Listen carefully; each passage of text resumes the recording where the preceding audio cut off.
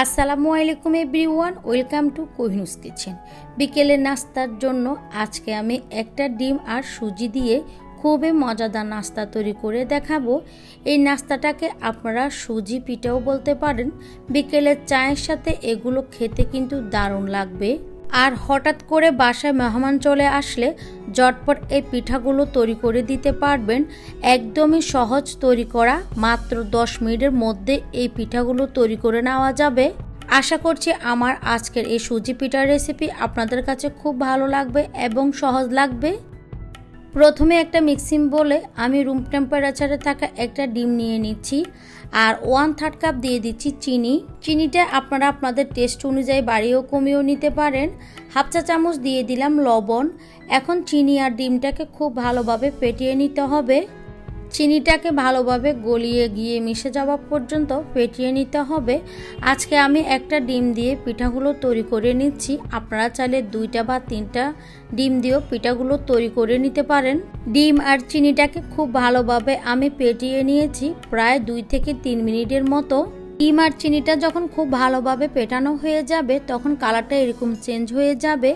এরপর এখানে আমি হাফ কাপ দিয়ে দিচ্ছি সুজি আর নিয়ে নিয়েছি 1 কাপ ময়দা। ময়দাগুলো আমি একবারে দিচ্ছি না, আমার ডিমের সাইজটা ছোট, তার জন্য পরে লাগলে আমি বাকিটা দিয়ে দিব। 2 টেবিল চামচ পরিমাণ দিলাম গুঁড়ো দুধ। এবার সব কিছুকে আমি ভালোভাবে মিশিয়ে নিব। এবার এগুলোকে মেখে আমি একটা শক্ত ডো তৈরি করে নিব। প্রথম দিকে মনে হবে এগুলো অনেক নরম মনে করে আবার ময়দা মিশিয়ে দিবেন না, এতে করে ডোটা কিন্তু পরবর্তীতে আরও অনেক শক্ত হয়ে যাবে। তো আমার ডোটা নরম মনে হচ্ছে, বাকি যে ময়দাগুলো আমি রেখে দিয়েছিলাম ওইখান থেকে আরও একটু ময়দা দিয়ে খুব ভালোভাবে ডোটাকে আমি মথে নিচ্ছি। ডোটাকে কিছুক্ষণ মথে নেওয়ার পরে দেখতে পারবেন ডোটা আর হাতে লাগছে না। আর আমার এখানে প্রায় 1 টেবিল চামচ পরিমাণ ময়দা রয়ে গিয়েছে। এবার পিঠাগুলো আমি তৈরি করে নিব, তার জন্য হাতে সামান্য তেল মেখে নিয়েছি। কিছুটা পরিমাণে ডো হাতে নিয়ে নিচ্ছি আর এভাবে লম্বা করে আমি পিঠাগুলো তৈরি করে নিচ্ছি। আর হাতে যদি আপনি তেলটা মেখে নেন তাহলে পিঠাগুলো শেপ দিতে খুবই ইজি হবে, হাতে লেগে যাবে না। পিঠাগুলোকে আমি লম্বা করে শেপ দিয়ে নিচ্ছি। আপনারা চাইলে গোল চ্যাপ্টা করে আপনাদের পছন্দ মতো যে কোনো শেপে তৈরি করে নিতে পারেন। চুলায় একটা প্যানে আমি আগের থেকে তেল বসিয়ে দিয়েছি। তেলটা যখন এরকম হালকা গরম হয়ে যাবে তখন একে একে পিঠাগুলো দিয়ে দিতে হবে। তবে অতিরিক্ত গরম তেলে পিঠাগুলো দেওয়া যাবে না, তাহলে পিঠাগুলোর উপর থেকে পুড়ে যাবে আর ভিতরে কাঁচা থেকে যাবে।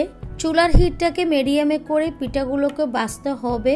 অতিরিক্ত চুলার আঁচটা বাড়িয়ে দিয়ে কিন্তু পিঠাগুলো ভাজা যাবে না, কারণ এখানে সুজি আর ডিম দিয়ে পিঠাগুলো তৈরি। এভাবে অনবরত নেড়ে ছেড়ে পিঠাগুলোকে খুব সুন্দর একটা কালার আসা পর্যন্ত ভেজে নিতে হবে। দেখতেই পাচ্ছেন পিঠাগুলোর মধ্যে কালার চলে এসেছে। এখন পিঠাগুলো আমি তেল থেকে উঠিয়ে নিয়ে নিচ্ছি একটা কিচেন টিস্যুর উপর।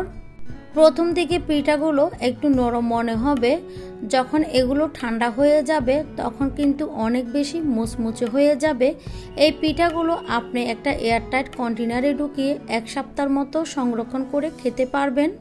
সামান্য কিছু উপকরণ দিয়ে একদম জলদি এই পিঠাগুলো তৈরি করে নেওয়া যায় আর তৈরি করাও কিন্তু একদমই সহজ। হঠাৎ করে যদি বাসায় মেহমান চলে আসে, মেহমানকে বসিয়ে আপনি এই পিঠাগুলো জলদি তৈরি করে নিতে পারবেন।